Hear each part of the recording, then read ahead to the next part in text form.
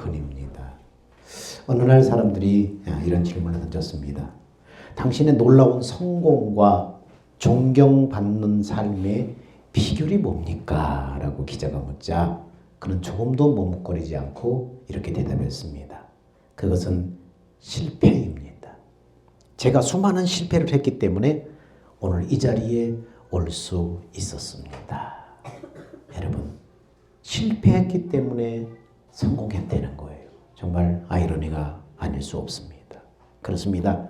사람은 유한한 존재이고 부족하고 죄성이 있기 때문에 누구나 실패를 한 번쯤 다 경험을 합니다.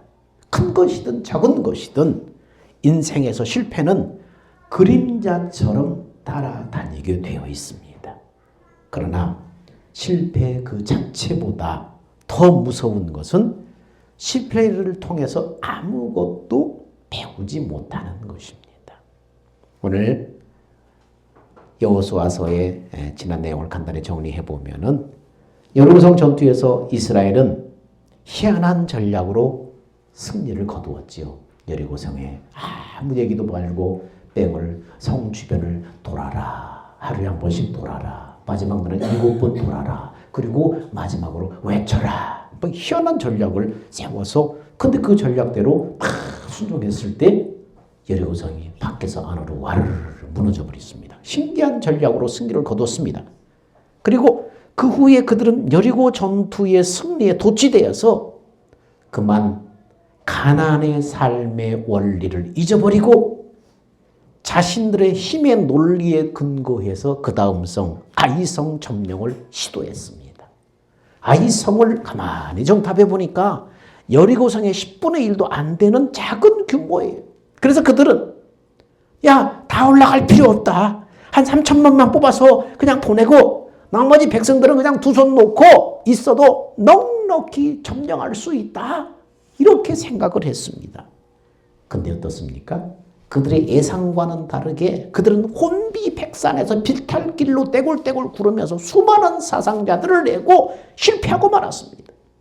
여기서 중요한 것은 뭡니까? 하나님께서 시편에 말씀하셨어요. 그는 넘어지나 아주 엎드려지지 아니함은 여호와께서 그의 손으로 붙드심이로다. 시편에 말씀하셨던 것처럼 하나님께서 그들의 손을 붙드셨다는 거예요. 실패했지만 하나님이 그들의 손을 붙잡고 계셨다는 것입니다. 그들이 자기 힘으로 하나님 의지하지 않고 자기 힘으로 뭔가 하겠다고 교만해가지고 그래서 올라가서 실패했지만 하나님은 여전히 그들의 손을 붙잡고 계셨다는 거예요. 하나님은 이스라엘의 실패를 좌절의 끝으로 가도록 놔두지 않았어요. 그렇습니다. 하나님은 그런 분이에요. 우리도 넘어질 수 있어요. 우리도 실패할 수 있어요. 몸과 마음이 상처와 멍투성이 사람도 있을 거예요. 그러나 우리가 넘어져 있는 그 순간에도 하나님은 우리의 손을 여전히 붙잡고 계시다는 거예요. 우리가 하나님의 손을 놓아버리고 우리 힘으로 살려고 할 때도 그래서 실패하고 넘어져서 상처와 멍투성이가 되어 있을 때에도 하나님은 여전히 우리 손을 붙잡고 계시다는 거예요. 오늘 말씀이 여러분에게 새로운 태양을 맞이하는 것처럼 소망의 아침을 열어주기를 축원합니다. 자, 이스라엘이 어떻게 그 실패를 딛고 하나님 앞에 다시 일어서게 되었는가? 여호수아 8장 1절은 그렇게 말하죠. 여호와께서 여호수아에게 이르시되 두려워하지 말라 놀라지 말라 군사를 다 거느리고 일어나 아이로 올라가라. 지금 참패를 당해서 엎드러져 있는 이스라엘 백성 그리고 오늘 우리에게 주시는 하나님의 말씀이에요. 일어나라. 일어나라. 일어나서 올라가라. 어디로 올라가라는 거예요? 이스라엘 백성에게는 아이성으로 올라가라. 그것이 어떤 곳이에요? 너희가 실패했던 바로 그곳, 네가 참패를 당했던 경험했던 그곳, 그곳으로 올라가라. 날아가라. 그리고 이어서는 뭐라고 그래요? 보라, 내가 아이 왕과 그의 백성, 그의 성읍, 그의 땅을 다 네 손에 넘겨주었으니 올라가라. 앞으로 아이성과 백성과 성읍과 그 땅을 너한테 넘겨주겠으니 올라가라. 그게 아니라 넘겨주었으니 완료예요. 넘겨주었으니 올라가라. 앞으로 줄 것이다가 아니라 이미 주었으니 올라가라. 이렇게 말씀하시고, 아무리 절망적인 처지에 놓여 있더라도 심지어 내 가족이라도 사람의 도움은 결국 한계가 있어요. 내가 가진 힘과 능력이 없으면 사람은 도와줄 수 없잖아요. 내 가족일지라도, 아무리 가까운 사람일지라도 내가 어려움에 처해 있으면 그 사람의 도움은 한계가 있다니까요. 사람의 도움은 한계가 있다니까요. 근데 하나님은 어떻게 해요? 하나님은요, 하나님의 능력은 그 정도가 아니에요. 사람은 돕다가 한계가 있지만은 하나님의 능력은 그 정도가 아니라는 거예요. 여러분, 성경에 나인성 과부 얘기가 있지요. 한 과부에게 독자가 있었어요. 그 아들은 그 과부에게서 유일한 낙이요, 유일한 희망이. 근데 그 아들이 그만 죽고 말았어요. 여러분, 얼마나 서글픈 상황이에요. 독자 아들 하나밖에 없고 그 아들만 바라보고 사는데 그 아들이 죽어버린 거예요. 얼마나 과부가 절망의 가운데 처해 있을 거예요. 과부와 동네 사람들은 그 아들의 장례를 치르기 위해서 독리 밖 무덤가를 향하고 있습니다. 그때 울며 관을 따라가는 과부 곁에는 동네 사람들이 함께 울며 그 길을 따라갔습니다. 사람은 여기까지 할 수 있어요. 사람은 여기까지만 할 수 있어요. 아무리 심정이 복받치고 안타까워도 함께 울어주고 장례를 도와주는 것, 그 이상은 할 수 없어요. 여기까지밖에 할 수 없어요. 근데 하나님은 어떻게 해요? 하나님의 능력은 거기까지가 아니에요. 일어나라, 용기를 내야지, 괜찮아, 내가 함께 할게, 위로에 그치지 않아요. 하나님은 참패를 경험한 이스라엘에게 힘과 용기를 주시는 근거는 말의 위로로 끝나지 않아요. 하나님은 어떻게 사람들에게 위로와 용기를 줍니까? 말에 끝나지 않고 언약을 갱신하시. 내가 아이 왕과 그 백성, 그 성읍과 그의 땅을 네 손에 넘겨 주었으니 일어나 올라가라. 이 말이 뭐예요? 내가 넘겨 주었으니. 이와 비슷한 말씀을 하신 적이 하나님이 있어요. 신명기 1장 21절에 하나님께서 저는 이렇게 말씀하셨어요. 너희 하나님 여호와께서 이 땅을 너희 앞에 두셨은즉 너희 조상의 하나님 여호와께서 너에게 이르신 대로 올라가서 차지하라. 두려워하지 말라. 두려워 주저하지 말라. 뭐라요? 이 땅을 올라가서 차지해라. 하나님이 줬으니까 차지해라. 이렇게 말씀하셨어요. 이 말씀을 언제 하셨어요? 이스라엘 백성의 조상인 아브라함이 이방 땅 갈대아 우르에서 우상을 섬기고 있을 때 하나님이 나타나셔서 아브라함에게 나타나셔서 그곳을 떠나서 가나안 땅의 비전을 보여주셨어요. 그리고 네 후손이 하늘의 별처럼 바다의 모래처럼 그렇게 편만해질 것이고 가나안 땅을 너희들이 차지하게 될 것이다. 그런 비전을 주셨어요. 그런데 이스라엘 백성들이 넘어지고 실패할 때마다 하나님은 다시 그들을 일으켜 세우시고 새롭게 하시는 방법으로 뭘 하셨어요? 언약을 다시 상기시켜 주셨어요. 언약을 상기시켜 주셨어요. 이것을 고급말로 갱신하셨다 그렇게 말해요. 하나님이 약속하신 거, 네 자손을 하늘의 별처럼 바다의 모처럼 편만하게 번성케 하고 너희들이 그 넓은 가나안 땅을 차지하게 될 것이다. 하나님이 약속해 주셨어요. 근데 그들이 실패하고 넘어질 때마다 다시 그 말씀을 상기시키면서 내가 이렇게 약속했잖아. 그 약속 믿고 다시 일어서 갱신시켜 주셨다는 거예요. 언약을 상기시켜 줬다는 거예요. 아브라함과 이삭과 야곱이 그 숱한 고난의 세월을 살아가면서 넘어질 때마다 실패할 때마다 다시 일어나고 굳건하게 버틸 수 있는 근거는 뭡니까? 하나님의 약속의 말씀, 바로 언약의 갱신이었어요. 이스라엘이 아이성 전투에 넘어졌지만 하나님께서 그들을 일으키시고 회복시키신 근거가 뭡니까? 약속의 말씀, 언약의 갱신이었어요. 이것은 우리가 꼭 기억해야 할 하나님의 원리예요. 하나님께서 믿음의 자녀들에게 무슨 약속을 주셨어요? 창세기에 에덴 동산에서 하나님을 배반하고 마귀에게 순종해서 선악과를 따먹고 죄인으로 타락해버렸을 때부터 하나님께서 우리에게 언약을 주셨어요.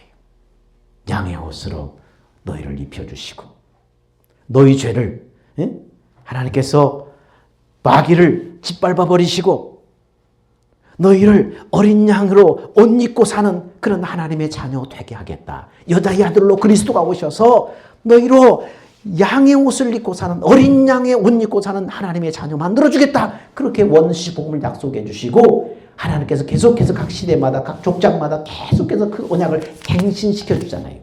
그리스도가 오셔서 대적의 문을 취하고 너희로 하늘의 기업을 상속받는 그런 하나님의 자녀 만들어주겠다. 하나님의 각 시대마다 계속 그 언약을 갱신시켜줘요. 내가 네 마음에 죄를 할례를 베풀어서 네 마음을 물로 다 씻고 내 법을 네 마음에 두고 생각에 기록해서 하나님을 사랑하게 하사 구원으로 이끌어 주겠다. 계속해서 그 말씀, 본질은 똑같은데 각 시대마다 그 말씀, 그 약속을 계속 행신시켜 주시면서 믿음의 백성들, 믿음의 자녀들을 그들을 회복시키시고 이끌어 가셨다는 거예요. 그 이어지는 말씀이 오늘 이 말씀 속에 들어있는 것입니다. 이 약속, 언약의 갱신. 우리가 살면서 실패할 수 있어요. 구덩이에 묻히게 된다 하더라도 다시 우리가 일어날 수 있는 근거는 뭡니까? 사람들의 격려와 위로가 아니라 뭐예요? 하나님의 약속이에요. 이런 백성 만들어주겠다. 이런 자녀 만들어주겠다. 그래서 그 약속대로 예수 그리스도가 오셔서 너희 죄와 저주를 위해서 십자가에 피 흘려 죽으셨다. 그리고 너희 의롭다 하심을 위해서 너희 죄가 다 이미 예수에게 넘어갔고 너는 의로운 하나님의 백성 되었다는 근거로 내가 죽음에서 부활했다. 그 부활 생명 속에 너희를 품고 내가 부활했다. 그리고 승천하셔서 그 하나님의 약속을 믿고 바라는 사람들에게 하나님의 영으로 믿는 자의 심령 속에 들어와서 지금 함께 산다. 그러니 너희는 결코 실패할 수 없다. 너희는 넘어져서 그대로 주저앉을 수가 없다. 왜? 이 약속을 우리 안에 지키시고 우리 인생 가운데 이루실 그 하나님이 내 심령 속에 계시기 때문에요. 그래서 우리는 절대 실패할 수 없는 운명입니다. 넘어지지만은 나도 엎드려질 수 없는 운명입니다. 그것은 하나님의 일을 이루기 위해서 하나님이 우리 손을 지금 붙들고 계시기 때문이에요. 하나님이 우리 인생 당신의 형상대로 지음받은 그 하나님의 자녀들을 통해서 이루시려고 하는 하나님의 비전과 꿈이 있다는가요? 우리를 만들 때부터 하나님은 그런 계획을 가지고 세상을 만드셨어요. 인간을 만드셨어요. 그래서 인간을 만들 때부터 하나님이 그렇게 계획을 가지고 만들었어요. 그 꿈이 이루어지기까지 내가 결코 너를 놓지 않겠다는 거예요. 그래서 인간을 만들 때 하나님의 형상의 모양으로 만드셨어요. 그 왜요? 하나님의 형상의 실체이신 하나님이 그 모양 안에 들어와서 함께 사시려고. 그래서 예수 그리스도 형상으로 날마다 우리를 새롭게 해서 하늘의 기업을 상속받는 거룩한 자녀 만들게 하시려고. 만들 때부터 그릇으로 만들었어요. 우리의 영혼은 하나님의 실체이신 하나님의 형상의 실체이신 예수님이 들어와 살 수 있는 그릇으로 우리의 영이 만들어지고 바로 그 그릇의 실체이신 예수님이 우리 인간 안에 들어오셔서 지금 함께 사시는 거예요.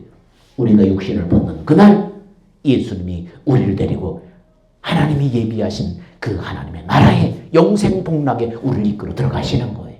그래서 그때 하나님의 꿈이 하나님의 비전이 그때 완성이 되는 거예요.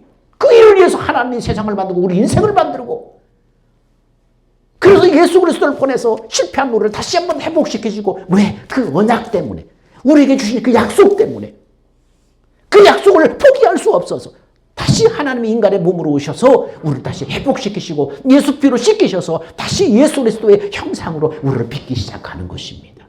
그러므로 우리가 아무리 실패하고 넘어지고 죽을 상황 같을지라도 거기서 끝나는 게 아니에요. 저는 넘어지나 아주 넘어지지 않고 엎드려지지 않는 것은 하나님이 우리와 함께 하시기 때문인 것입니다. 이제 본론으로 들어가 봅시다. 2절 말씀에 이렇게 말합니다. 너는 여리고와 그 왕이 행한 것이 아이와 그 왕에게 행하되 오직 거기서 탈취할 물건과 가축은 스스로 가져라. 아니 여러분 이 말씀은 여리고성 점령할 때 지시한 것과는 정반대 얘기잖아요. 여리고성 점령할 때는 뭐라고 그래요? 여리고성을 점령한 다음에 그 안에 있는 모든 것, 가축이든 사람이든 뭐든 다 뭐라고 써요? 불살라라. 다 하나님 앞에 바쳐, 불살라서 하나님 앞에 바쳐라. 근데 지금 여리고성이 아니라 아이성에는 뭐라고 그래요? 탈취한 물건과 가축은 가져라. 너희가 가져라. 반대로 얘기해. 아니 여리고성 전투에서는 성을 점령한 다음에 모든 탈취물을 바치라고 하셨는데 근데 그 명령을 아간이 어겨버렸잖아요. 여러분 도둑질이나 사기를 치는 일이나 남의 것을 빼앗는 것은 방법만 다르지 결국 뭡니까? 하나님에 대한 불신이에요. 불신이 작용한 거예요. 왜요? 왜 도둑질하고 왜 남을 속이고 사기쳤는가? 깊이 들어가 보면 하나님을 믿지 못하고 내 힘으로 살아야 되겠다는 생각이 지배하고 있기 때문이에요. 내 힘으로 살려니까 부족하다. 나는 모자란다. 그래서 취해야 된다. 뺏어야 된다. 내가 가져야 된다. 하나님에 대한 불신이 그 사람 속에 자리 잡고 있는 거예요. 내 힘으로 살겠다는 힘이 자기를 지배하고 있는 거예요. 그래서 골로새서는 탐심을 뭐라고 그래요? 탐심은 우상숭배니라. 우상숭배는 어떤 형상을 만들어 놓고 절하는 것뿐만 아니라 하나님 외에 다른 것을 신뢰하는 거예요. 하나님처럼 다른 것을 신뢰하는 거예요. 그게 바로 우상숭배. 어떤 형상을 만들어 놓고 절하는 것도 우상이지만 더 근본적인 것은 뭡니까? 하나님이 내 삶을 책임지고 내 인생을 책임질 것이라는 이 신뢰를 굳어버리고 뭐예요? 돈이 있어야지. 집이 있어야지. 땅이 있어야지. 이래야지 내 인생이 행복하지. 다른 거 의지하는 거, 다른 거를 신뢰하는 거. 이게 우상숭배인 것입니다. 가나안 땅에 들어와서 먹고 살 것 하나님이 책임져 주실 것을 믿었다면 아간이 도둑질했을까요? 자기 힘으로 살려니까 모자라니까 더 움켜쥐려고 하는 것이 작동해서 하나님을 바치라는 곳에서 도둑질해서 숨겼잖아요. 그러니까 하나님을 신뢰하지 못한 불신이 작용을 한 것입니다. 여러분, 왜 여리고성 전투회와 달리 아이성 전투에 취한 것을 그들이 가지도록 허락을 하셨는가? 여리고성 전투는 첫 번째 전쟁이기 때문에 첫 것은 모두 하나님 앞에 바쳐라. 그렇게 말씀하신 거예요. 여러분, 이 첫 것, 이스라엘 백성이 애굽에서 출애굽할 때 죽음의 사다가 애굽의 장자들을 다 죽이실 때 이스라엘 백성들은 어떻게 살아났어요? 어린 양의 대속의 죽음에 그 피를 바르고 그 피를 바른 집은 죽음의 사자가 넘어가서 그래서 살아난 거예요. 죄인된 우리도 죄로 저주 가운데 살다가 다 죽어야 되는데 어린 양 대신 예수님의 대속의 죽음으로 살아났잖아요. 너의 힘으로 전쟁에 패해서 죽을 수밖에 없지만 어린 양의 대속의 은혜로 전쟁에서 승리해서 죽지 않았다. 그 믿음의 고백으로 첫 것은 하나님 앞에 드려라. 네 힘으로 이기지 않았다는 고백으로 드려라. 근데 이것을 넣어버린 거예요. 이것을 넣어버린 거예요, 아간이. 그래서 여리고성의 모든 것은 다 첫 전투이기 때문에 하나님 앞에 다 드려라. 근데 아간은 그것을 녹여버리고 도둑질을 한 것입니다. 그 믿음의 원리를 아간은 배반해버린 거예요. 여러분, 여리고성 전투에 승리한 다음에 첫 것을 다 드린 다음에 그 다음부터는 어떻습니까? 이스라엘 백성에게 누리는 일만 남아있었어요. 누리는 일만 남아있어요. 근데 아간이 이것을 신뢰하지 못하고 그 약속을 기다리지 못했던 거예요. 첫 것을 온전히 드린 다음에 이제 그 다음부터는 뭡니까? 하나님의 은혜를 누리는 일이 남아있는 거예요. 근데 그것을 녹여버리면 이 누림이 여러분 안 되는 거예요. 약속을 깨져버렸기 때문에. 2절 후반절에 너는 아이성 뒤에 복병을 둘지라. 자, 이렇게 해서 아이성을 탈취한 다음에 이렇게 탈취해야 되는데 너는 아이성 뒤에 복병을 두어라. 하나님이 작전 전략을 이제 여리고성과는 다르게 다른 작전을 이제 말씀하시는데 아이성 뒤에 복병을 숨겨두어라. 여러분 8장 전체에 매복, 복병이라는 말이 무려 10번 넘게 나와요. 그러면 하나님이 뭔가를 자꾸 반복해서 얘기한다는 것은 그 속에 열쇠가 있다는 거예요. 성경에 이 키워드가 바로 반복이에요. 반복해서 강조하는 거예요. 그러면 매복, 복병이라는 말이 무려 10번 넘게 들어있는데 이 두 단어는 같은 말로서 히브리어로 아라부라는 그러한 말인데 아이성 전투에서 가장 중요한 단어예요. 복병, 매복은 같은 말인데 매복이 뭐예요? 군인들은 매복을 잘 알지요.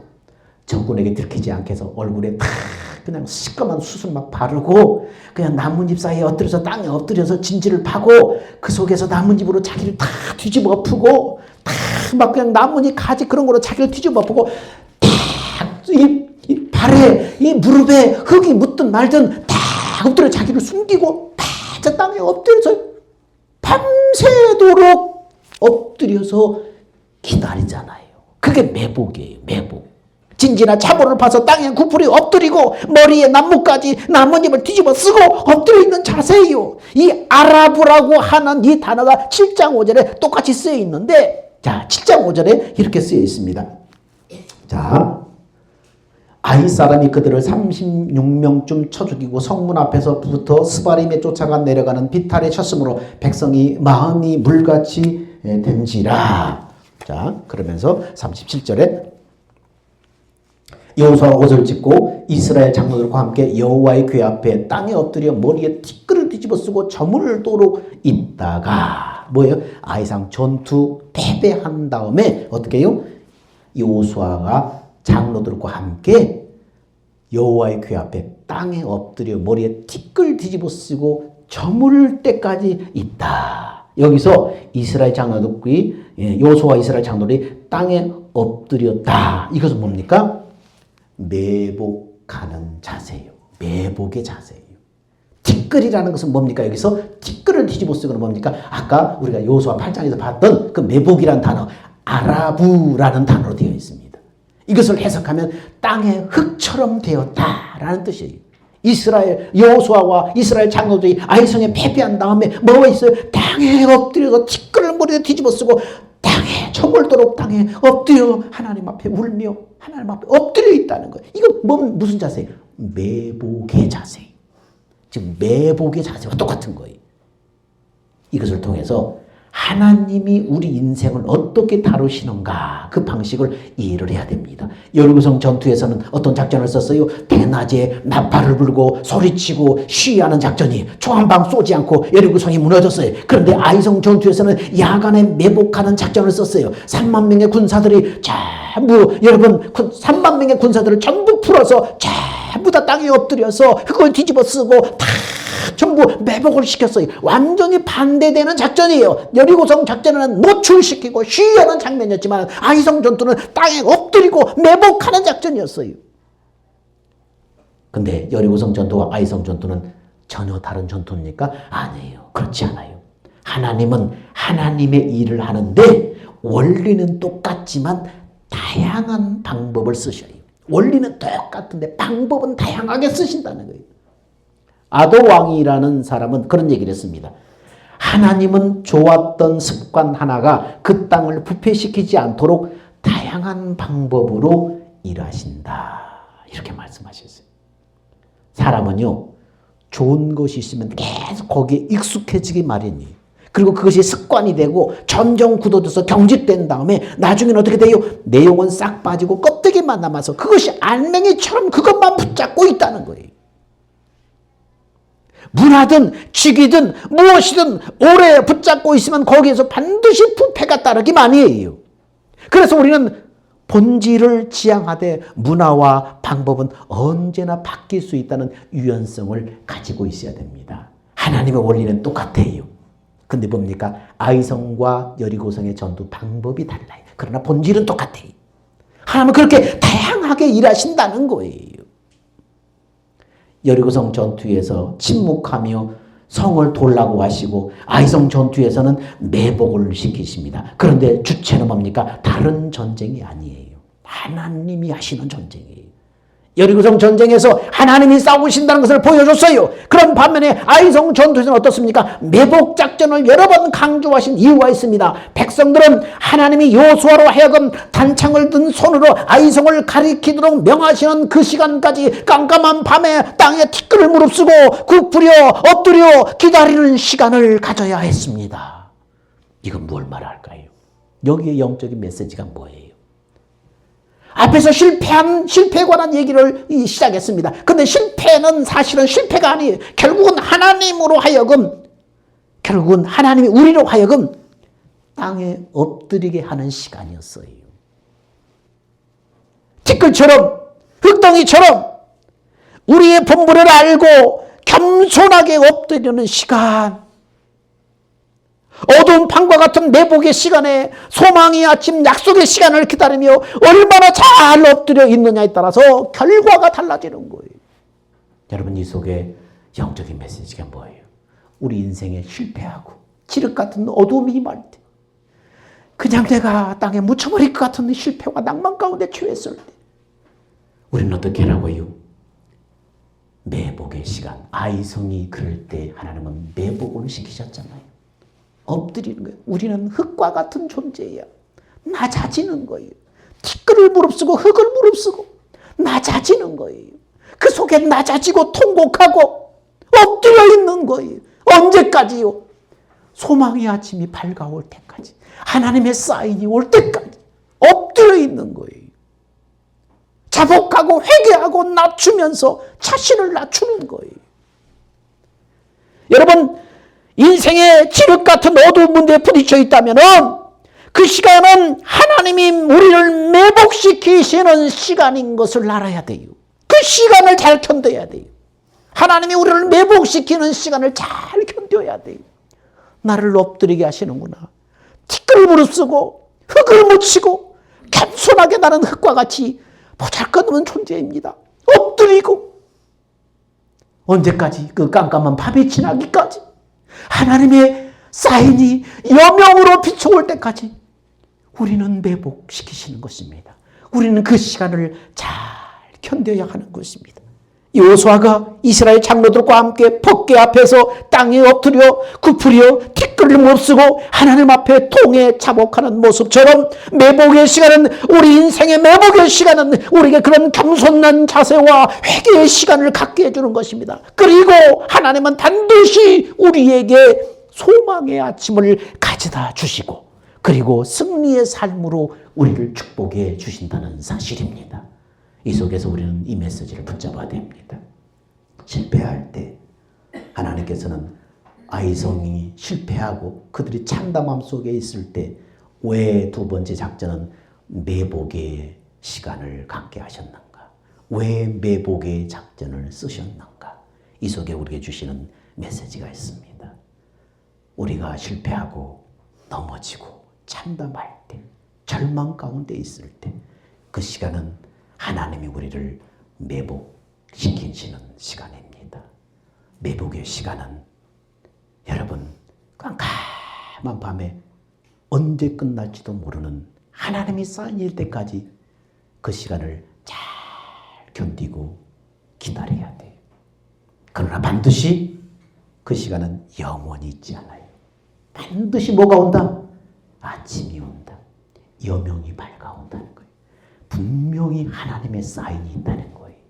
하나님이 회복시키시는 시간이 있다는 거예요. 그것을 기다리며 소망의 아침을 기다리며 우리가 그 시간을 견뎌낼 때 하나님은 승리하는 축복을 주셔서 이제는 아이성을 점령해라. 그리고 다 취해서 너희가 가져라. 누리는 시간을 주시는 것입니다. 여리고성 전투와 아이성 전투를 통해서 하나님 우리에게 뭘 가르치시는가 잘 깨닫고 인생의 실패 속에서 하나님이 매복시키실 때 그 시간을 잘 믿음으로 승리하는 여러분이 되기를 주의 이름으로 축원합니다. 기도합니다. 사랑과 은혜가 풍성하신 아버지 하나님, 은혜와 사랑을 감사합니다. 이스라엘 백성이 여리고성 전투와 아이성 전투를 통해서 하나님이 우리에게 뭘 가르쳐 주시는가? 하나님 우리 마음에 교훈을 담습니다. 누구나 인생은 실패할 수 있습니다. 넘어질 수 있습니다. 칠흑 같은 어둠의 밤이 올 수 있습니다. 그러나 여전히 하나님이 우리 손을 놓지 않고 계신다는 것을 믿음으로 붙잡게 하여 주옵소서. 그 시간은 하나님이 우리를 매복시키시는 시간이다. 엎드려 땅에 엎드려 티끌처럼 낮아지고 하나님의 사인이 올 때까지 캄캄한 어둠 속에서 견디는 것, 믿음으로 소망을 바라보며 견디는 것, 하나님의 시간을 견디는 것, 그런 시간인 것을 말씀 속에 붙잡습니다. 그러나 반드시 아침이 오고 여명이 밝아온다는 사실을 믿고 하나님의 사인을 기다리는 믿음의 사람들 다 되게 하여 주시옵소서. 아이성 전투에 승리를 만끽하며 탈취물을 나눈 같이 우리도 우리의 삶 속에 누림을 경험할 수 있는 사람들 되게 하여 주옵소서. 우리의 생명 되신 예수님의 이름으로 기도하옵나이다. 아멘. 우리 다 기립하셔서